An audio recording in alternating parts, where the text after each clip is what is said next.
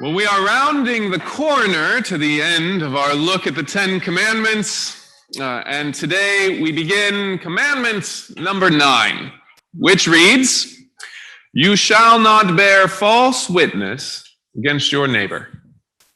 Now, before we apply this, let me explain a few things about this command.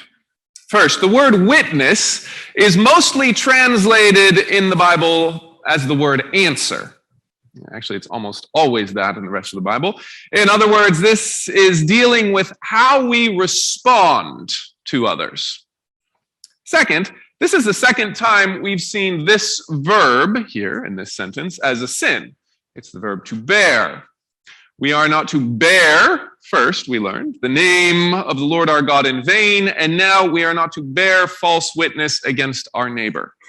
Sometimes Bible translators have rendered it to not take the name of the Lord your God in vain and not give false testimony, as the NASB does, but that's unhelpful here. It's actually the same word in both places. Both places are this verb to bear, to carry, or even sometimes to wear.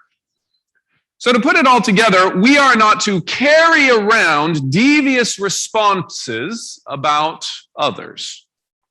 Obviously, this includes lying, but the Bible places so many other things under this command too. Tale-bearing and gossiping, which can actually be true things you're telling others. Slander and repeating a matter, which, true or false, deals with another's reputation.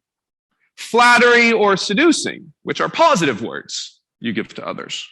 Sowing discord and what the Bible calls whispering, which simply means you go about to make sure that people don't get along after you've had your say. Though it's part of it, this command is not specifically about lying. It's specifically on the report you make to someone else and how you talk about someone else.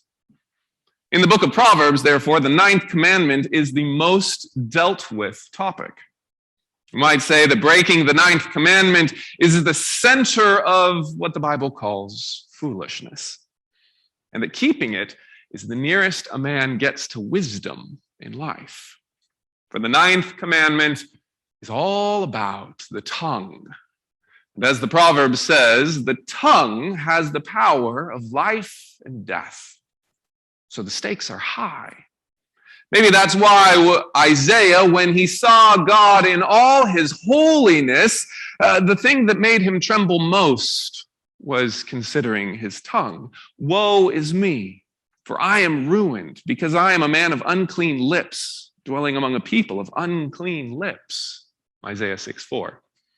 Even Jesus summed up the final judgment at the end of time as focused on the mouth. For every idle word men speak, they will give an account for on the day of judgment.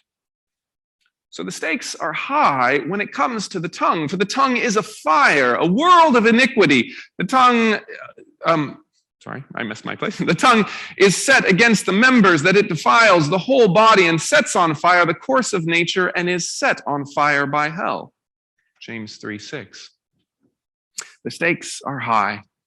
It seems God is saying that many of our lives would have been lived better if we had said a lot less of what we insisted on saying.